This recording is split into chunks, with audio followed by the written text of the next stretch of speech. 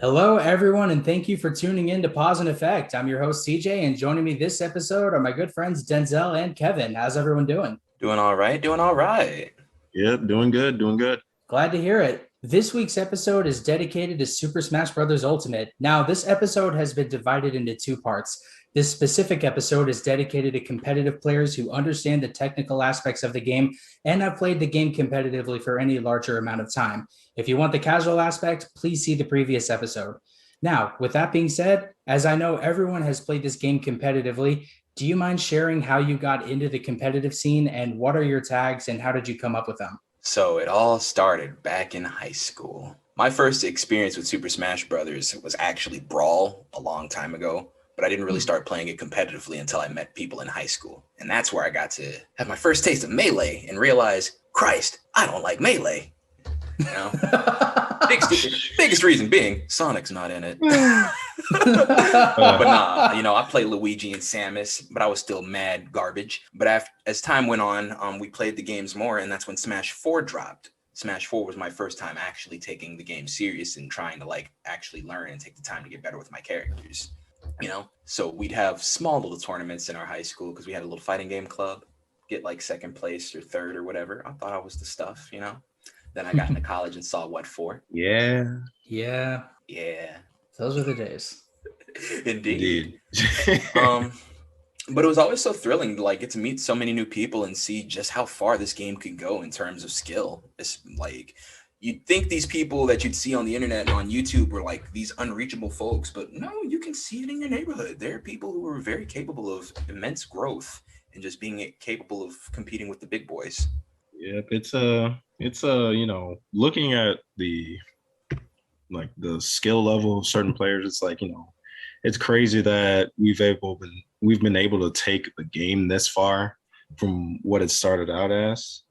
Like me myself, I always played like in a competitive sense, but I never really started taking the competitive nature of the game seriously until after I started attending more tournaments both at DePaul University and just going to different locals around the city.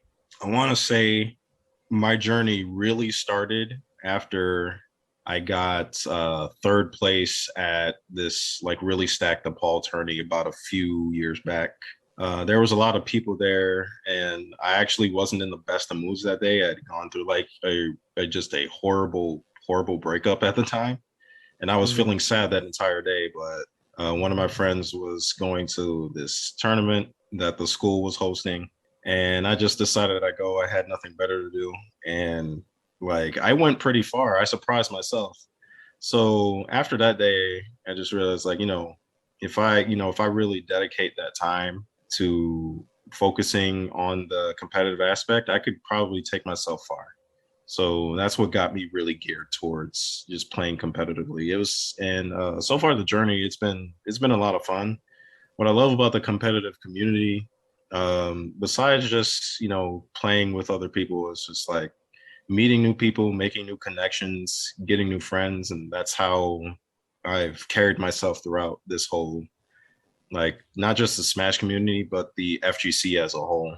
There's a lot of love among the players because we all have the same appreciation for the game. Yeah, definitely. I'm in a very similar situation to Denzel. I started playing the games with as far back as 64, but 64, Melee, Brawl, I never exactly took those games seriously after I finished high school, which was Brawl was what, 3 years old at that point. My Mhm. only real exposure to it was playing Brawl competitive, not really competitively, but just free for alls with my friends in my friend's basement, just whenever I was home from college. And then my first exposure was when the Smash game on 3DS first came out. And I remember playing the demo a bunch with this guy. I can't remember his tag, but I remember his name was TJ because at the time the demo only had 5 characters, and he and I were fighting in the demo a lot. And my best bet was using a Link in a competitive sense. So he was just like, "Hey, you should roll with that. You might go pretty far." At least that's what I remember.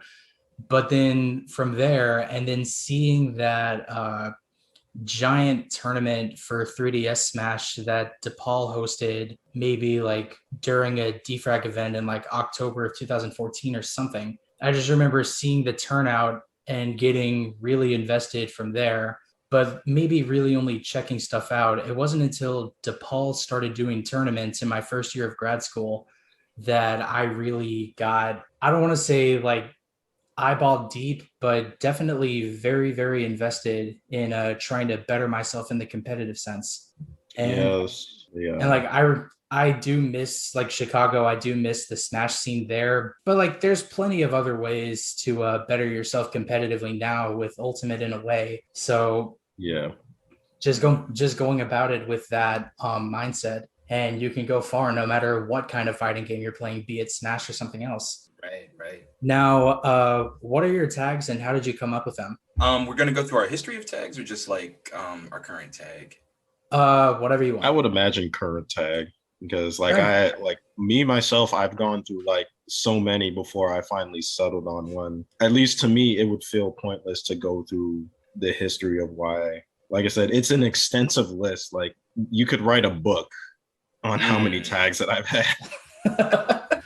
I only asked because I had like the two, Okay. like 2.5 in a sense, but it was just the two. So I guess I'll start this again. Yeah, sure. Yeah, go ahead. Okay, cool. So back in high school, the tag used to be Bish, Bish. It's just being immature, being childish, and all that. You know, I was playing melee. I was Captain Falcon, Falcon kicking myself off of Mario 3. You know, because I suck. From there, you know, in case we had visitors, I just made it Bish P. So it was Bishop, because I just like the sound of the name, and it was a character I enjoyed from No More Heroes. But as time went on in college, you know, I realized, damn, if I'm gonna keep playing this game competitively, people are gonna start calling me by my tag, and I don't want to be called Bishop or Bish. I do So remember one time where I think I was TOing temporarily whilst the person who was doing it went to go play a match. And I was trying to call it a match, and I just remember saying, Bish P, where are you at? Yeah, I actually remember that. Yeah, you got like yeah, you got so mad, but like we like everyone in the venue played it off as a joke. hilarious. But yeah, and especially after like a 3 in a row 0-2 run, I was like, okay, you know, it's time for a name change. Let's just go on and get something that like I'm cool with being identified as and just have a fresh start in the competitive scene. So that's where Les came from. That's just my name backwards, Les Ned, and I just added an extra Z. Nice. Yeah. My name actually originated from a like a Halo username that I made back in like my senior year, or it was like my junior or senior year of high school. My original tag for like just FPSs was just Grim Black 13. I had this like fascination with the Grim Reaper at the time, whatever. It was like, it was kind of like, every teenager has a phase or whatever. It has like a dark phase, I guess. So I gravitated toward that. I would look up artwork of the Grim Reaper. Like I would look at t-shirts like, oh, this looks cool. I would wear it. I would totally wear this. And like I really like the aesthetic of it. So I just adopted that. It didn't really fit like me personality wise at the time. I just thought it was really cool. Mm. But as I after high school and getting into university, I started to make variations on the name because I felt like, oh, Grand Black is getting kind of old. I want to like update it, make it sound cooler, I guess. So I had like, since my PS3 or PlayStation account was Grim Black 13, I made a variation of it called Grim Cognito for an Xbox account. I never owned an Xbox. I just used the Microsoft account to be able to play games on the equipment that was at school. I had no Smart. plans of owning an Xbox ever. You figure like, oh, Mm-hmm. my friends are gonna have it. I might as well just like capitalize on that, and I can save some money. But I started to like Grim Cognito a lot more because there's the implication of like Grim, the Grim Reaper is like, cloaked, bathed in black, and the Cognito is like, hiding in the shadows and stuff like that, unnoticeable, unseen. I like the I guess the visual metaphor behind the name, and it's just started to roll off the tongue with me a lot, and people notice the name. They're just like, wow, that's a really cool like tag, dude. That's really great. I wish I'd thought of that. And it just stuck with me ever since. I see. Nice. And I like the sound of that Cognito. I always wondered what the story behind that was, and now I know. Yep. Not as complicated as people might have thought it was. Just like a simple like, oh, I thought this was cool, and I made it up. That's all. Yeah, I mean, like, it definitely works. Yeah. It's like some people have legendary names, and it's just like the most mundane of stories.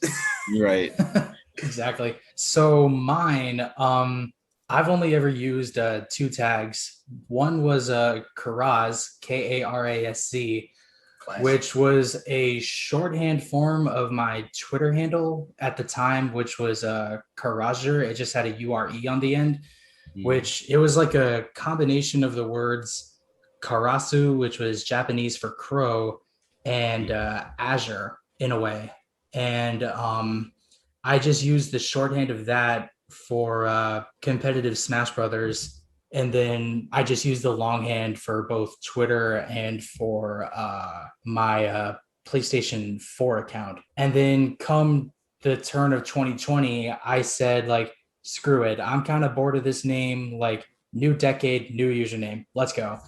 So I changed everything to Rizex, Raizex, which is the Japanese name of a monster from Monster Hunter, the Astalos in Generations Ultimate. Nice. Except in Japanese, it's called Raizekusu, Raizekusu. I just dropped the last four letters and just added an X to the end because I thought that sounded better. And then, so Rizex is what I use for competitive. And then I changed everything else to a Radical Rizex because that just sounded a lot better. And yeah, that's the story. I just got bored and couldn't come up with anything else. I feel that. Yeah, it was dope. Yeah, thanks, guys. All right, so we all know what our tags are and how we came up with them. Now, who are your mains and how long have you played them? Just in terms of Ultimate? You could do just Ultimate, or you could do all the games you played. Doesn't matter. Career Sonic main here. Career. Wouldn't even be playing Smash otherwise. Didn't even know this series existed before Brawl. Found out he was in that. I'm like, that's understandable. Like Sonic brought, like the addition of third-party characters brought so many people to Smash. It's crazy. Oh yeah. I was never. And it's crazy to think that like third-party inclusion started only with Snake and Sonic. Yep, and now we just have like from so many different companies and studios that actually wanted to have their characters in that environment. Yeah, we've got like what, 20 third-party characters at this point? Around about that. Wow, that's enough to outnumber the older rosters, isn't it? 20? It outnumbers 64. It doesn't outnumber Melee. Oh, yeah. Okay. That's still quite a few. That's amazing. Yeah, that's. Oh yeah. That by itself would be like its own roster for a different video game. Yeah. Yeah, like I'm almost like what were those games? PlayStation All Stars and Nickelodeon All Stars. Yeah, Nick All Stars being the most recent. Yeah, and now Warner Brothers is even cashing in on that. Yep. I saw the leaked image. Like, yeah, and Warner took down like the image. So yep, it's a real thing. It's just weird that they decided to wait until 2021 to finally hop on that. Yeah. It's like you can't compete at this point. Just having Steven Universe fighting Rick from Rick and Morty. That's going to be a very interesting match. Indeed. For real. That and Gandalf versus Batman. That's gonna. God. Oh no. Oh yeah. Yes. That's where I watched my parents die, Gandalf. Yeah. I can't wait to see stuff like that. But moving on. Me, Denzel said you're a career Sonic main. For sure, yeah. I did not have a main for like the first 3 games. I just played everybody. But when we got to Smash 4, the two characters I played the most, even though they were low tier as hell, were Dr. Mario and Mr. Game and Watch. And somehow I made those characters work, even though they were like, the meta was established in Smash 4. And it was like either you play like all 10 of the top tier characters or you lose. Well, somehow, like I said, somehow I made two of like I think like Game and Watch at the time was like low mid tier, borderline like top of low, and then Doc was just pretty low. But like I said, somehow I managed to do crazy things with those characters, and like there's video evidence of that on like a few of the broadcasts for some of the like the Paul tournaments and everything. Like sometimes I go back and watch those and it was like, wow, I actually did that with those characters at the time. It's crazy. But now my mains for Ultimate are Inkling and Mr. Game and Watch. Those are my two like go-to characters. Inkling, I was really excited to have an Ultimate because I really love the Splatoon games.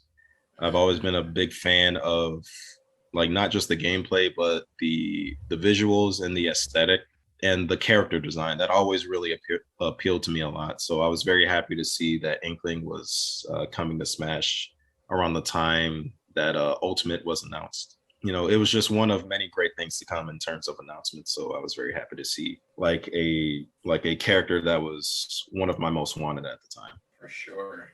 For sure. So I mentioned this in the other episode, but a little bit of history for that. So I started like the first 3 games, I didn't really have much of a main. However, I did enjoy playing Wolf the most in Brawl, and like a little bit of Fox, a little bit of Ike. Although like trying to be an Ike main back in the Brawl days is like, oh, I hope you enjoy being like slow as a brick but heavy like a cannonball. Man. But then when Smash 4 first came out, when I started taking the competitive aspect seriously, I started with Yoshi, Link, and a little bit of Cloud here and there, but then I dropped him for Marth as a Bayonetta counter, and tiny bit of Mario based off of like what I'd seen from Zenu playing, even though I never really got very far doing that. And then for Ultimate now, I play like too many characters to like match up with like a ton of different specific situations that may or may not happen. But my top characters now are Yoshi, Link, Ganondorf, Wolf, Greninja, Palutena, Ridley, Pyra/Mythra, and now Sora. Sora's so fun. Sora is so much fun. Loving him. Yeah. I was like, I need like a sword character to play. And like I played through all of I played all the Links, like all of the Fire Emblem characters and everything. Mm-hmm. But it was just, like even Pyra/Mythra, like I liked them a lot, but it's just, there were just certain parts about those characters that didn't really resonate as much with me, especially with the Fire Emblem characters. Like for me, I want to say the Fire Emblem character that I had the most fun playing was probably Byleth, despite how controversial like his/her inclusion was. Because a lot of people are mad, like how dare Sakurai make a Fire Emblem character like the last character of Fighter Pass 1. And like I understood everybody's gripes about that, but I was just at the time just like we're getting another Fighter Pass, we're getting 6 more fighters, so we're not ending on this note. So yeah, I don't think the backlash for Byleth would have been like as severe as it was were it not for the fact that Fighters Pass 2 was announced. If Byleth was the last character, like everyone would have lost their shit. Meanwhile, I'm off in the corner laughing because I'm thinking to myself, I'm just laughing because I'm like, I always thought that Byleth's inclusion in Smash was not a matter of if, but when. It was one of those few occasions where I was the mad hoe. I mean, I was mad for Steve, but that's a different story. Whoa. Yeah, man. Talk about that one. Yeah, but my question is, would Byleth's inclusion had stung more or less if they were the first fighter for the second season pass as opposed to the last fighter for the first season pass? I want to say it wouldn't have, only because like it's the very first thing. People like, oh, we got like 5 more characters, so because you don't want like from a business perspective, because you have to think the way that the devs think. It's like you want to get something that grabs people, but you also don't want to get anything that would be underwhelming as well to start out your like plans for DLC. So like Mhm. for example, in Fighter Pass 1, like Joker was a really big deal because a lot of people had these dream picks, and at the time we did not know what any of the DLC would be or what it would be like. So a lot of dream picks included the likes of Joker, Dante from Devil May Cry, just a lot of crazy picks that seemed crazy at the time, but looking at the entire DLC roster now, it's like the sky's the limit.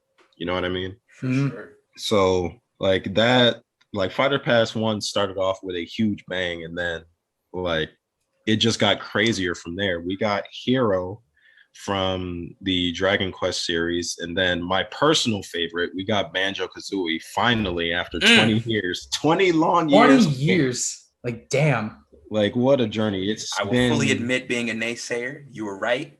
You got it. Hey. Like, no bullshit. I had 2 dreams about Banjo making the roster. I dreamt it twice. I was like, okay, after I dreamt it the second time, I was like, okay, this is definitely happening. It has to happen this time.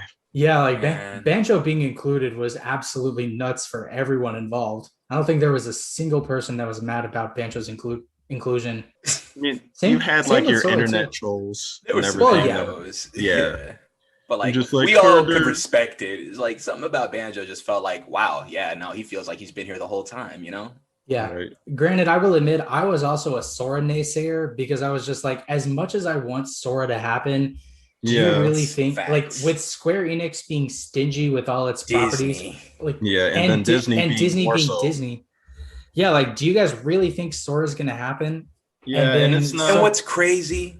Sora had been hidden under our nose since the Byleth announcement. Yeah. Wait, really? Yeah, Sora was the 6th character. There was only supposed to be 5, but then Sakurai told us there was going to be a 6th character. That was Sora that whole time. Yep, he was a last-minute addition before they announced Fighter Pass 2. That's crazy. That man just had everything up his sleeve, ready. But yeah, I too was like a Sora naysayer, and people are like, "Oh, you probably just hate Kingdom Hearts." It's like, no, I don't. I actually like the Kingdom Hearts series a lot, despite how convoluted the story might be, but it's an enjoyable series, an enjoyable game. But that's a story for another time. But anyway, it's not that I wouldn't want a character like Sora in there. He would have been a great addition, and he is. It's just that at the time, given the the legal shit behind it, it was like it'd be a real struggle to include him. So I suppose that's why he was saved for last, because Sakurai and the devs knew that he would take the most work to include. So it's better to save that surprise for last. Yeah, for sure. Yeah, no, I agree. Speaking of the DLC, I gotta ask, like with the final character having been added like earlier in the month, like are you guys satisfied with the overall DLC lineup? Hell yeah. There was no way for me to be upset about this DLC. Like, nah. Yeah, like I'm overall very satisfied. Yeah, like I feel like with this game, even before the DLC got announced, like there was truly a character for everyone in this game. Absolutely. Like even the base roster was impressive. We had like every character that's ever been in a Smash game returning. And then we had Ridley come out of nowhere. We had we had King K. Rool. We had the Echo Fighters. We had Chrom and Daisy come in. We had Dark Samus. We had Isabelle. We had Ken and Incineroar. Like it was, my God. Yeah, there was so much. And then we got like the very first DLC character, Piranha Plant. We just had everything. Yeah, we just had everything going on. It was like really crazy. Yeah, no, it's absolutely nuts considering like how many characters have been added to the game and how many characters we got after the game launched. Like we're up to like 82 characters now. Somewhere around that number. I think 82, 88 if you count the 83. Echo Fighters. Yeah, but as far as like individual, as far as individual characters, there's actually over 100 if you wanna count like the different skins and stuff that characters have. Like if you take into account like Bowser Jr. and the rest of the Koopalings, Olimar, Alf, the Echo Fighters, and everything. As far as like individually named characters, there's over 100 in the game. Amazing. And out of all of them, I still can't believe that one character skin turned out to be Sans from Undertale.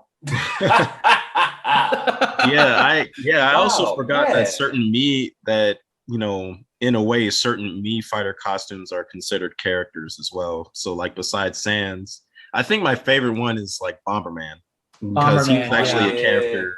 He was actually a character that I wanted in Smash for a long time as well, but no, he's an assist trophy as well. And I was happy to have the Mii Brawler costume, the Bomberman Mii Brawler costume, because at least I can feel like I'm playing like Bomberman. Same with me for the Travis touchdown skin. Yes. Yeah. I just wish he came with one song. That's all I needed. Yeah. Yeah, same for Bomberman too. It was like after a while, the quote unquote deluxe Mii's like didn't have songs anymore. I think the last Mii fighter costume to actually have a song was the Shantae costume. Oh darn! The Shantae costume. I thought it was the Fallout Boy costume, but I guess Shantae did too. I don't remember the Fallout Boy, Fallout Kid. Yeah, the Fallout. What's his guy, name? Oh, Vault Boy. Vault, there you go, Vault Boy. I was like, Fallout Boy. Yeah, the Vault Boy from Fallout. AKA Fallout Boy. Yeah. There you go. But Vault Boy did not come with a song, if I remember correctly. But yeah, it was Shantae that was the last Mii costume to come with a song. I would have thought that Doom guy would have gotten one, but it's just the costume.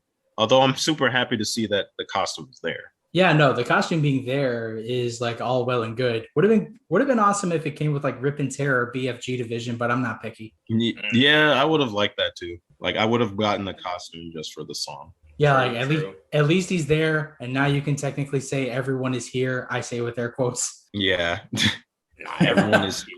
Everyone is here. Asterisk. People are still salty about Waluigi. That shit's crazy. It's just like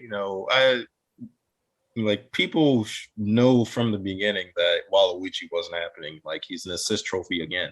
Yeah, people thought I was being like a party pooper when I was telling them. Like it was the same day Shadow was confirmed to be an assist trophy. I'm like, Waluigi. Yeah, like a lot of people were upset about that, but it's like wow, you guys have been like holding. You've been holding on to that salt for like the last several years now. You need to let that go. Yeah. And I'm like, Waluigi isn't even canon in the Mario universe. Like, why would they make him a fighter? I mean, fan service, I suppose. He needs to be canonized. And like, which isn't a bad thing, but it's like there are, like, at least in my opinion, there are better choices as far as DLC. Even if we were only sticking to first party characters in consideration for DLC, there's a lot more that I could pick from that would be better than Waluigi. Interesting. Yeah, true. Yeah, agreed. Okay, so moving on. What technical aspects drew you to Smash Ultimate or Smash as a whole? What aspects do you think are good and what do you think needs more work? For me personally, I think the ability to be more aggressive in Smash Ultimate was a plus for me.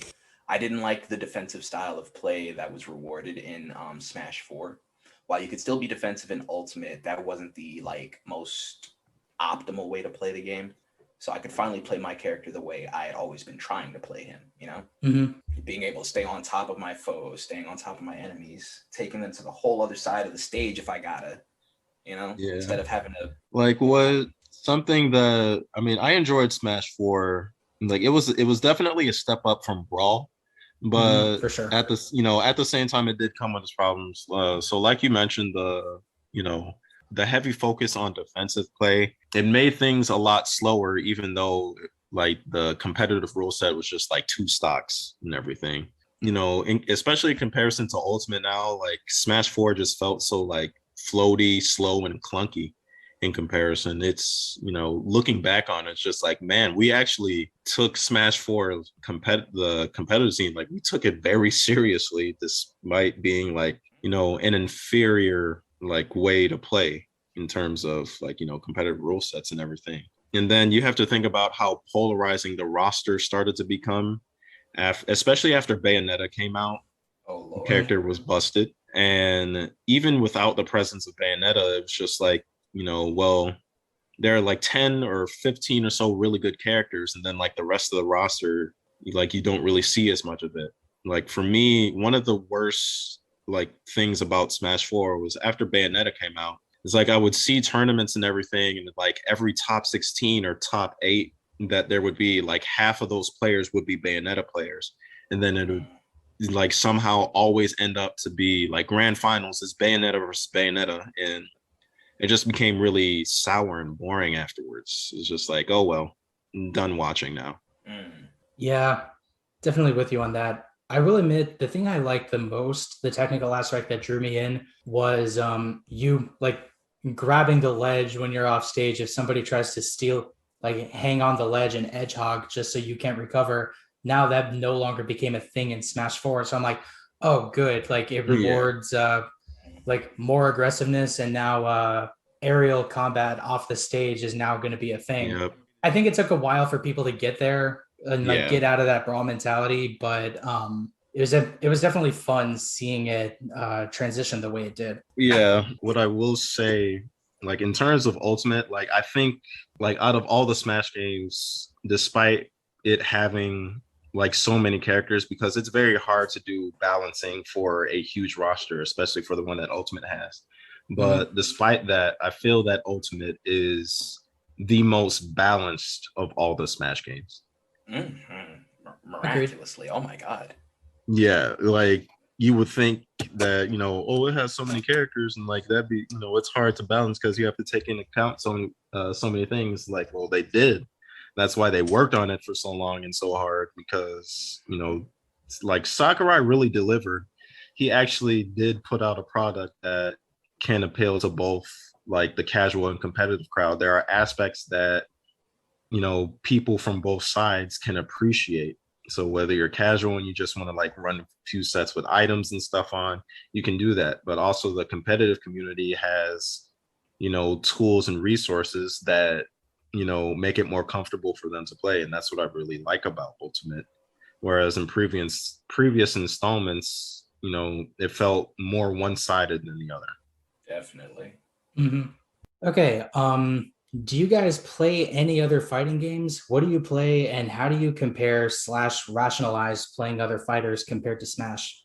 I play a bit of, like if it's a fighting game, like I'll check it out, even if it's bad, because I just love the genre in general. Like I've loved fighting games ever since I was a little kid. I was like my very first fighting game that I can remember. It was like either Street Fighter 2 or Mortal Kombat.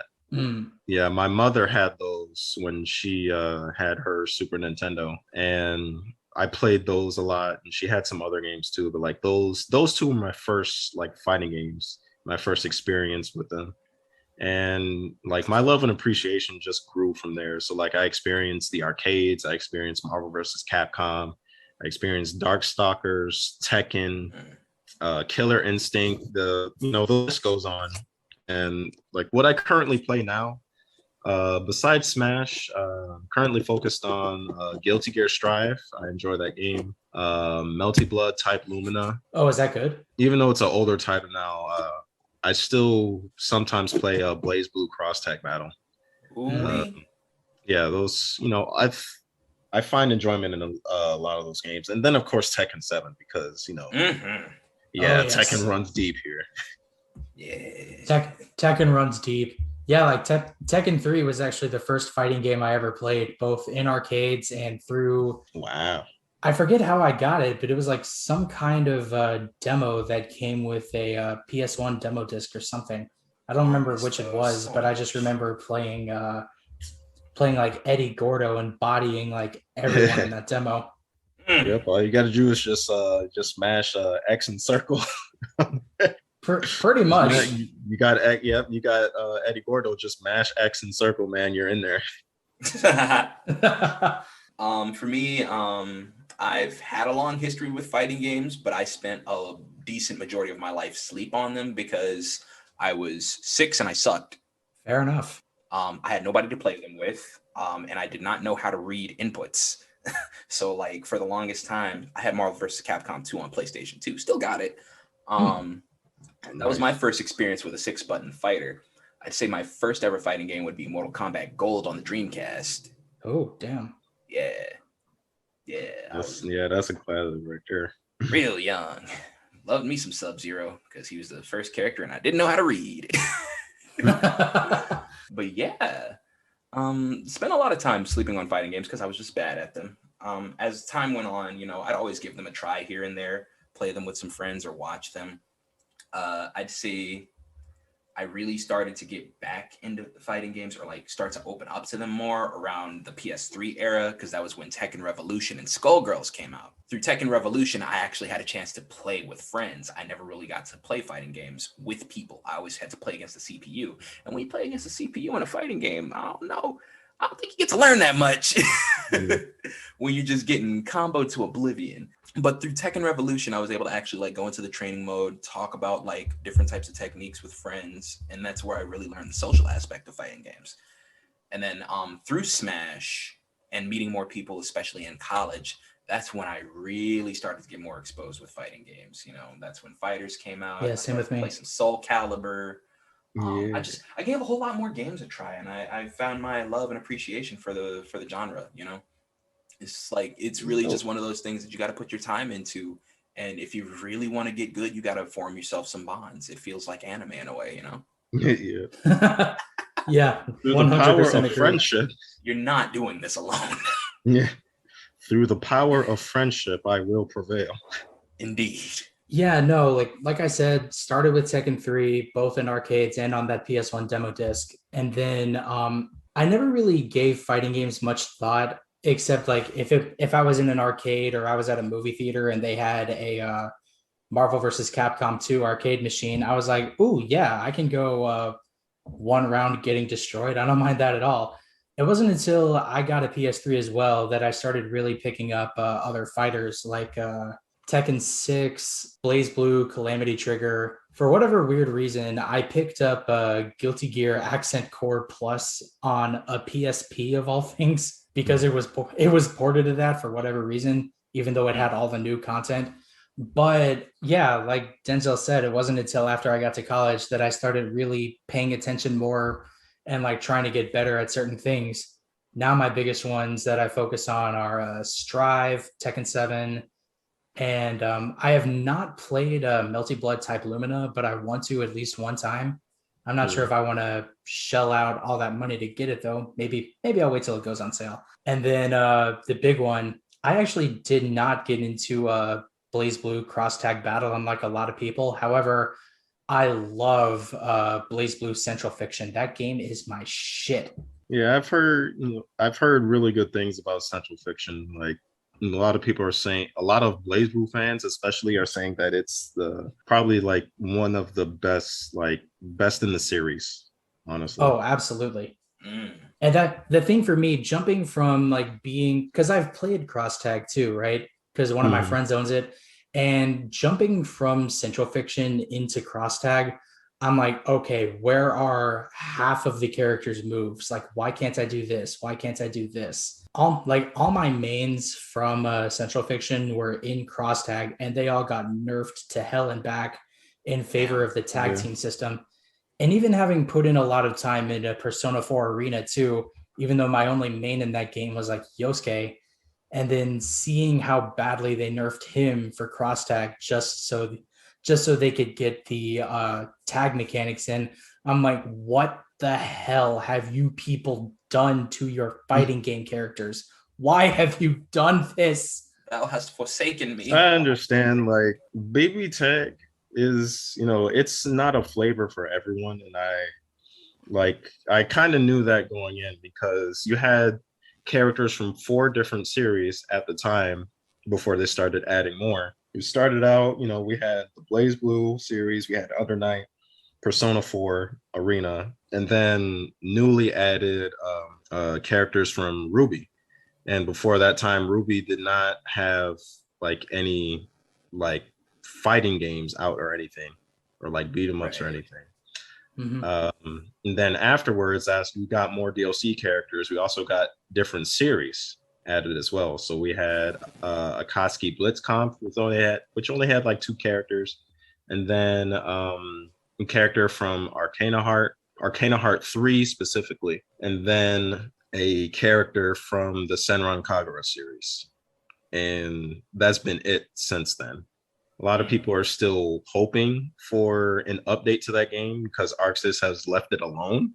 But I mean, I'm one of those hopefuls, but I still don't see it happening, unfortunately. Even though I love BB Tag, I just think that Arxis is like they're too focused on other things right now to want to update that game. Right. Yeah. Yeah. Now, like, what are the big things they're working on? More DLC characters for Strive, and I think more DLC characters for Grand Blue Fantasy Versus too. Yeah, they are surprisingly like, Dragon Ball's still getting and stuff, like that right? was a thing that people were discussing is like Grand Blue, it's a cool game and like people really like it. The problem is like the online was always a huge problem for me, Oh yeah, the online is especially because atrocious. yeah, I've tried playing like even with friends, it's a struggle because it takes so long to load up. Mm. And then when you're actually in lobbies and everything, it's like it takes forever to connect with people. I even tried doing a tournament for that once, an online tournament. I just dropped out of it because I was just sick and tired of the connection. Mhm. Damn, son. It was not a good time. So it's one of those games that definitely could have benefited by having, rollback netcode or just better netcode in general. It needed that, and it didn't have it. So especially during the time that the pandemic first started, it suffered a lot under that pressure. Oh, for sure. Now, for the last question I've got, a big thing about Super Smash Brothers has been and probably always will be the community. Do you remember how you got into interacting with the community by and large, and what would you say is your fondest memory of the community? Now, I asked this question with a caveat. Like, I know there was one hell of a Me Too movement that happened in the community last year, but I'd Mm-hmm. like to focus solely on good memories for this. If you're uncomfortable Yeah. answering, you don't have to if you don't want to. Well, no, I'm good answering that. Yeah. But me getting into the community was just playing with other people and starting to go to tournaments and stuff. Like Mhm. I want to say one of my fondest memories of just the Smash community in general was back in 2018. I went to this major tournament called Combo Breaker, which Oh, you went to Combo Breaker? yeah, I've been going since 2016. It's a lot of fun. Oh, hell yeah. But when I went in 2018, this is when Smash 4 was still it was still going strong, and it was basically the last year that Smash 4 was going to be happening anywhere because we had already gotten the announcement for Ultimate at the time. But I met one of my new current close friends there who had entered for Tekken and Smash 4 the same as me, and I was paying against him because we had been matched up in the tournament, and I was using like Dr. Mario and Game and Watch against him, and he was really impressed. He's like, "Wow, you can actually do that with those characters! Like, that's really great, man!" And then we just started talking about stuff, the things we liked about the game and everything, the community, and we just hit it off from there. We've been like really close friends ever since then. Nice, nice. Very nice. But yeah, when it comes to like how I just got involved in the community, it all just started with being invited to play with folks at the beginning. Smash always seemed like the sort of game that you can just play at whatever sort of social gathering. Especially back in high school, because of 3DS, I could spend my mornings playing Smash with whoever decided to bring a system with them. I'd always have my main set of friends, and if we wanted to play some 8-player Smash, hey, pull up. We got the systems ready. If you got to do download play, you can do that. I do the very same thing in college. That's Yeah. basically how I was able to get to know the people that I got to meet. getting to play various versions of Smash, seeing how other types of people mod their games. Never getting my copy of a Smash 4 mod because man, I wanted to play a Suyu so bad. It's just yeah. It's just it just comes naturally with that game, you know. It's like probably one of my fondest memories would be when I T-posed for an entire match. Or no, I think I did an entire set in a tournament and it was on stream. The whole the whole point is that it was for $5 if I won. But you know, I still got the props for even bothering to do that. Joy-Cons fighting against Cloud and as Sonic, man. Hey, it was it was a time. Yeah, there's just there are a lot of things to list out, you know, but yeah, just many fond memories and just some of the greatest people I ever got to know through Smash. Yeah, I completely agree. My first exposure to the community, like, so as far as actually attending tournaments, it was at DePaul, not so much before DePaul started actually doing tournaments in 2016, but it was just like hanging out in the game lab every so often and seeing Kevin, I know you were there, and Quinn, Tehran, Malik, a couple other people, all like chilling and labbing, not so much Brawl, but definitely PM of all things. Like those days were a lot of fun. However, my first exposure was maybe back in like 2007, freshman year of high school, because remember like internet forums were like a huge thing back then, and the first one I ever discovered was this old place called Brawl Central, which is no longer around, but met a lot of people there, discussed the game at length, played it a lot with people through Brawl's extremely janky online system, but not so much in a competitive sense. However, like I still talk to a lot of those people today after like 14 years, and they have become truly like some of my closest friends, even though I've only met them in person a small handful of times. But fondest memory of the community would actually be, I want to say, like just attending the tournaments at DePaul, meeting a whole bunch of people and like making a whole bunch of friends. But as far as like crazy tournament wins go, there was one tournament that I played. I forget specifically which one it was at DePaul, where these three guys from Ignite showed up, and one of them didn't have a doubles partner. So they tracked me down and asked me like, "Hey, are you doing a doubles? If not, do you want to be partners with this guy?" And I'm like, "Oh yeah, absolutely." Like just by this guy taking a chance on me, and I think his tag was like Kal-El, I think, Superman. But just by this guy taking a chance on me, we got all the way to losers finals, and we lost, but we came in third. Awesome. Wow. Yeah, that was like probably my greatest tournament win, and definitely one of my fondest memories, other than like very narrowly beating I think his tag was Fluid. No, not Fluid. He was another melee player. I can't remember what his name was or what his tag was, but very narrowly beating his Cloud with Link, and everyone was like, "Holy shit, you won that!" Like, yo, that was amazing. Yeah, just like just like meeting crazy people, things under pressure. Yeah, like meeting people, getting like major props for tournament wins, like overall just like having a good time with people. And I mean, I'm sure everyone here can relate on some level, like just being able to like at its core, the community is like, oh, like most people troll, most people like really commit to the meta, but overall it's just like people coming together and just having fun with the game. Like that, like ain't that what it's all about? As we said, like anime bonds and shit. Mm-hmm. Yeah, especially in light of, just all of the craziness that's gone on in the community, especially during last year. What I had to remember is just like, there are still good aspects of the community. While I may not associate with a lot of people in it. Like, despite all of the bad things that have gone on and like that have come to light as a result of, just a lot of negligence and ignorance among people in the community, there are still some good people here, regardless. And what Absolutely. matters, and what matters is that we still carry those, those positive notions, those positive vibes and everything.